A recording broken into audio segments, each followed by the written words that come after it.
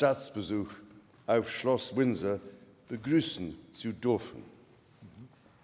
Es kommt mir vor, als wäre unser Staatsbesuch in Deutschland 2023, der erste nach meiner Thronbesteigung, erst gestern gewesen. Bei diesem Besuch und bei früheren Besuchen haben Sie und Ihre verehrte Frau, meine Frau und mir viel Herzlichkeit gezeigt.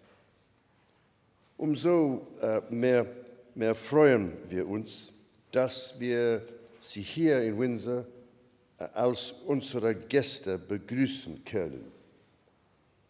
Dies zeigt die besondere Freundschaft, die unsere Länder verbindet. During your visit, or during our visit, you kindly invited me to address the Bundestag in a deeply appreciated gesture of remarkable friendship, as well as visit your world-famous markets, celebrate the spirit of reconciliation under the cross of nails at St. Nikolai Memorial Church, and be shown how you are using green energy in your ports and transport infrastructure. And I'm so pleased, therefore, that your visit in the days ahead to London and to Coventry will carry many of the same themes, recognizing the deeply historic and richly innovative relationship our two nations hold. And of course, this has always been the way from the year 695, when the patron saint of Germany, St. Boniface, crossed the Channel from Anglo-Saxon England to preach the gospel to the Germanic tribes across the Rhine, seen as barbarians by the popes, but to Boniface, his kinsman.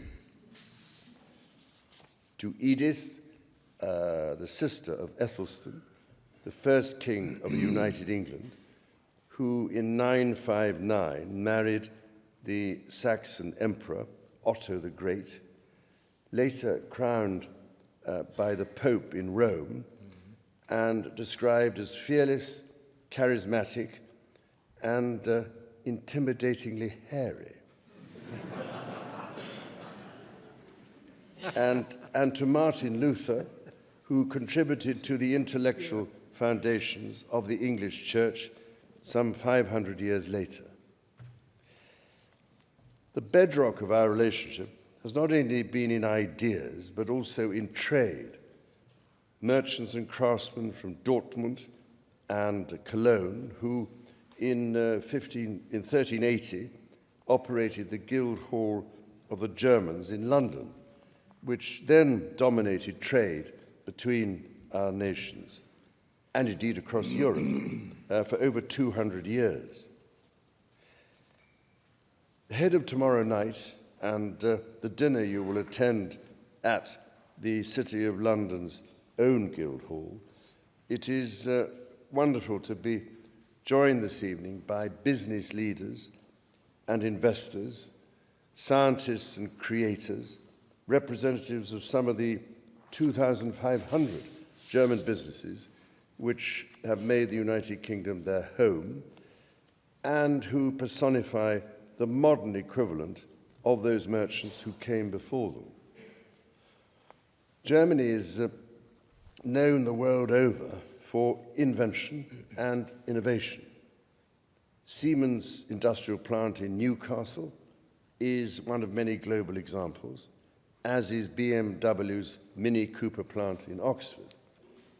But even the distinguished representatives of the German automotive industry here this evening, with their cars containing all the latest technology, highest safety, greatest luxury, and new green technologies, would perhaps have looked in awe at you, Herr Bundespräsident, as you traveled this afternoon in the most comfortable and lowest emissions vehicle in the world, the horse-drawn royal carriage. It might only be 6 horsepower, but sometimes a simpler vehicle is all one needs. Football, of course, is another shared endeavour, and I'm delighted to see so many of the footballing fraternity around the table with us here this evening. And of course, I use the word shared in the broadest meaning of the word. There was, one has to admit, some element of truth in the famous description of football as a game where 11 people play 11 people, and then, in the end, the Germans win. And, exactly. And with our German friends, as with all of the closest relationships, we celebrate not only our shared characteristics, but also our differences. It can have escaped no one's attention that Germans are considered by many in my country to have a somewhat different sense of humour. But let me assure you, Herr Bundespräsident, British humour is no laughing matter.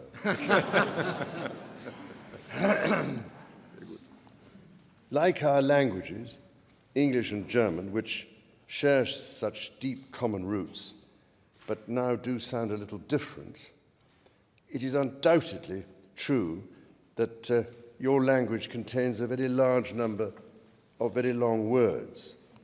As someone who has spent some time trying to learn a little Welsh, I have some sympathy for the proposition that needless gaps between words are a dreadfully inefficient use of paper.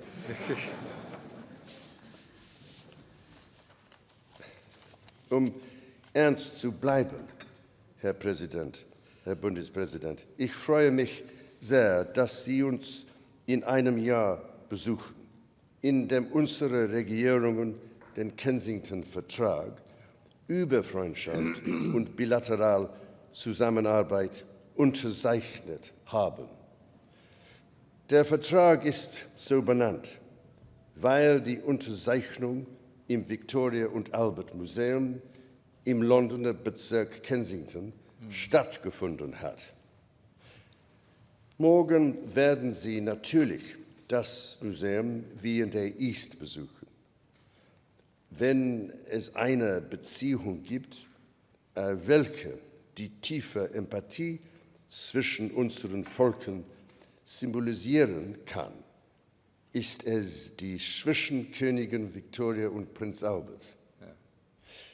Mein Urgroßvater hat diesem Land so viel gegeben, als Pädagoge und Sozialreformer und als treibende Kraft hinter der Londoner Weltausstellung von 1851.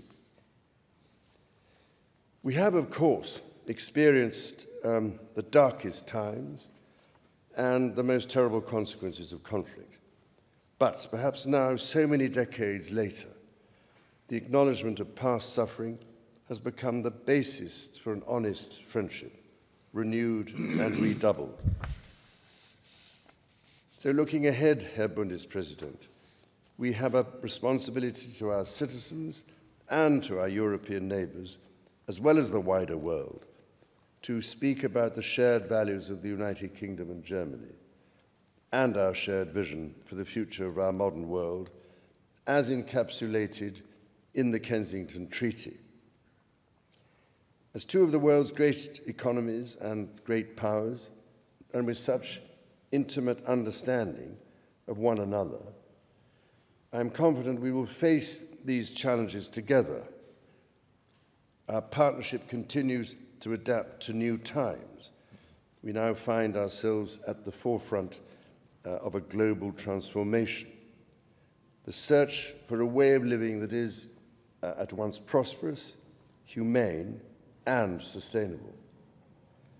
Here, as elsewhere, Britain and Germany stand shoulder to shoulder, guided not only by technology and science, but by conscience. We are working together to secure the transition to a world powered by clean energy, the very basis of a livable planet for future generations. and from protection of the world's rainforests through to the development of renewable energy in the North Sea, to the restoration of our peatlands, to the promise of nuclear fusion, and the transformative impact of quantum technologies and space research. Our two countries are partners not just in policy, but in practice. We are animated by the same belief that progress is only meaningful when it genuinely serves humanity.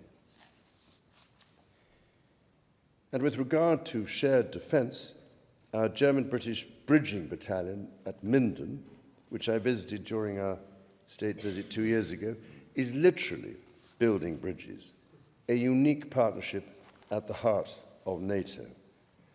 And more broadly, of course, the United Kingdom and Germany together stand with Ukraine and bolster Europe against the threat of further Russian aggression. Like you, I place trust in the ambition and imagination of our young people, in the Mut zu hoffen, in your memorable phrase, Herr Bundespräsident, courage to hope. It is young people's ideas and their passion that will shape the future we share, whether through academic exchange, youth-led innovation, or the friendships forged in classrooms and on playing fields. Partnerships between our young people will be the foundation for understanding between our nations now and in the years to come. Wahrlich, Herr Bundespräsident, haben Sie sich lebenslang für die Stärkung der Demokratie und der Verständigung engagiert, in einem Zeitalter, in dem beide gefordert sind. Es sind 36 Jahre seit dem Fall der Berliner Mauer vergangen, einem entscheidenden Moment in der Geschichte der Menschheit. Die turbulenten Zeiten des politischen, sozialen und technologischen Wandels, die danach gekommen sind, haben unsere Werte auf den Prüfstand gestellt. Viele haben dies als beunruhigend, sogar ängstigend empfunden. Die Angst kann zu Wut und Verbitterung führen. Aber das Vereinigte Königreich und Deutschland sind im festen Glauben an die Demokratie, den Frieden und den Rechtsstaat vereint. Sie selber haben uns auch daran erinnert, dass Fortschritt nicht laut sein muss, um dauerhaft zu sein, und dass der Anstand, leise ausgeübt, eine mächtige Kraft im öffentlichen Leben sein kann. Davor gebührt Ihnen unser Dank. In that conviction, let us tonight renew our shared determination to face the future together with honesty and in deep friendship. Therefore, as we celebrate that deep friendship, allow me to propose a toast to you, Herr Bundespräsident, and to you, Frau Büdenbender, and to the people of the Federal Republic of Germany.